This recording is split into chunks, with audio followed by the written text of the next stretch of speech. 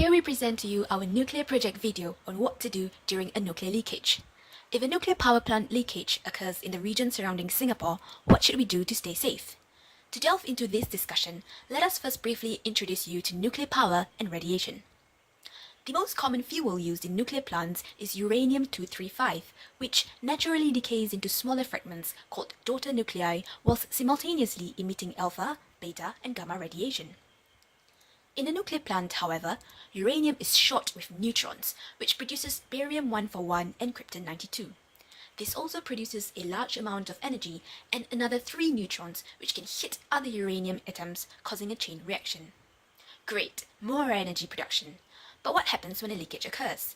The fuel uranium-235 can leak and undergo its natural decay, which produces the radiation that we've come to know and love. Let's look at what is the amount of radiation that will become harmful to us. On your average day, you receive natural background radiation from radioactive material found throughout the environment. Let's take this dosage to be 1 unit per day. When you break a bone and go for an X-ray scan, you receive 10 units per scan. Next, the accepted safe limit for radiation workers in US is set at 5,000 units per year. And if you receive a dosage of 10,000 units in a short period of time, you will be at risk of developing cancer. And if you're exposed to 500,000 units, there's a good chance that you will not be alive. So how much radiation will you receive during a nuclear leakage? Well, if you're right beside the nuclear reactor core, you probably won't stand a chance and will receive a lethal dosage. Within a 30-kilometer radius, you receive a potentially harmful dosage of about 3,000 units. And if you're further than 100 kilometers, chances are you won't receive anything harmful. More importantly, let's take a look at the situation in Singapore. It has been reported in the news that in Southeast Asia, countries such as Thailand, Philippines, Indonesia, and Malaysia have considered building nuclear plants in the future.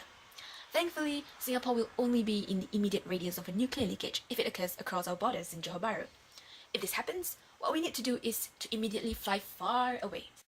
Even though we might not find ourselves right beside a nuclear leakage, the effects of the leakage can still be felt far away. How is this possible? Let's take a hypothetical country X, which has a leaking nuclear plant.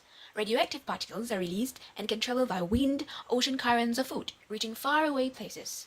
For wind and ocean currents, the radioactive particles are diluted by the time they reach us. However, what we need to worry about is bioaccumulation of radioactive particles in food. Bioaccumulation is a process in which radioactive particles amass due to the food chain. Fish near polluted sites, for example, can consume contaminated prey and have radioactive particles stored in them. Bigger fish, likewise, can prey on these fishes, and as it eats more prey, becomes more radioactive. This can mean bad news for us by the time our favorite fishes reach our plates. Therefore, to keep yourself safe in times of a nuclear leakage in the region, we recommend the following simple steps. With that, we hope that you now know more about what to do in case of a nuclear leakage in the region.